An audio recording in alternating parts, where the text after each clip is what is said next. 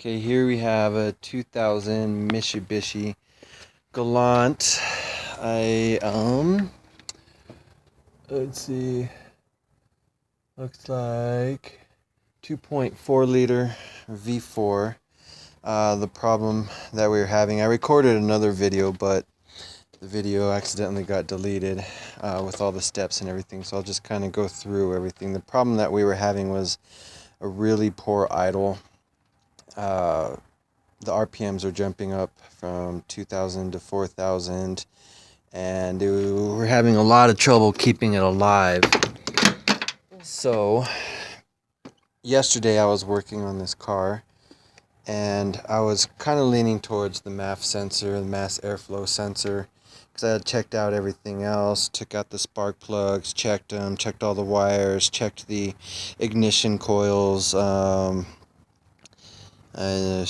checked the throttle position sensor, checked the throttle cables, all that stuff. So I noticed that with the MAF sensor, when I unplugged it, it was actually still running, even running a little bit better. So we went to a U-Pull-It, found another MAF sensor on another 2000 Mitsubishi Gallant. We actually found two, which I would recommend, because when you're going to a U-Pull-It, you never know if one's good or not.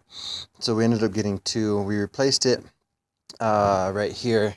Basically, there was the 4 bolts, two you can see here on the top, there's 2 more on the bottom, and then disconnected it from the airflow, replaced it, just a simple plug-in right here, and that didn't work. But I did realize that when I was replacing it, when I was moving it up and down, that this whole assembly, this is my sister's car, by the way. She's got an aftermarket airflow intake. So when I was moving this aftermarket airflow intake, I was noticing that right at the throttle body, underneath this tape that you see here that I will explain here in a minute, there was a weld that was cracked, and there was a huge air leak coming from right in there. I mean, it was cracked, the whole assembly after the throttle body, before the exhaust manifold, intake manifold, was cracked right in there.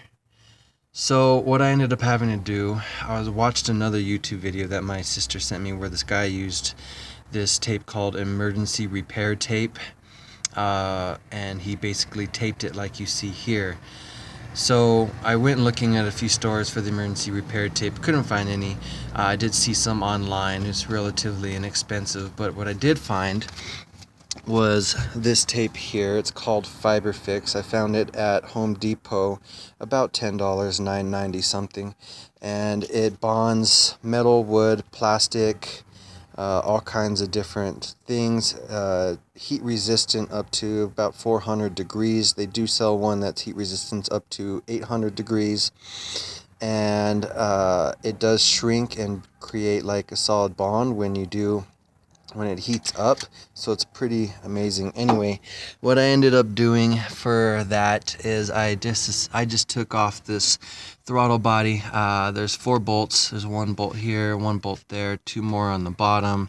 I disconnected the air intake pipe here, took off a few of the vacuum lines, took off this vacuum line, took off these vacuum lines, disconnected this connector, which was connected. You have to see, there's a little metal doohickey right here that you have to push out with a screwdriver on both ends. Once you just pull that out, you can actually pull this up and disconnect it. I also disconnected, let's see if I can get this guy right here. I just squeezed it, pushed it in right here, and pulled it out. I did not disconnect the cable for the throttle or these 2 bottom hoses. There's one here, and see if you can see it, there's one right there where my finger is. There's a clamp and a hose. Anywhere, there's just 2 hoses there. I did not disconnect those, because once I disconnected everything else that I talked about, I was actually able to pull this back enough to get access to this. Now, inside here was pretty fine. It was only about pinky width of a gap, so Originally, when I first started cutting the tape, I was cutting it pinky width and I was wrapping it around on the inside of it, inside of a groove, until it got fat enough to where I could start thickening the tape, until eventually I ended up going full thickness all the way around and connecting everything here. And we just started the car and it actually did fix the problem. So I'm going to go ahead and start it for you guys and show you.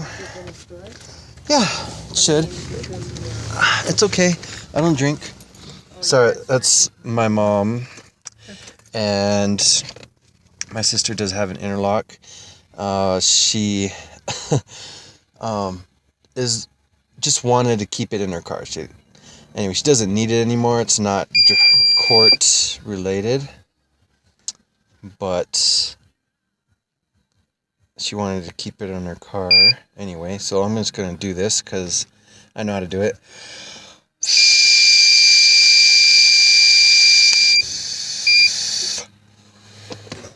Let's see, analyzing, please wait.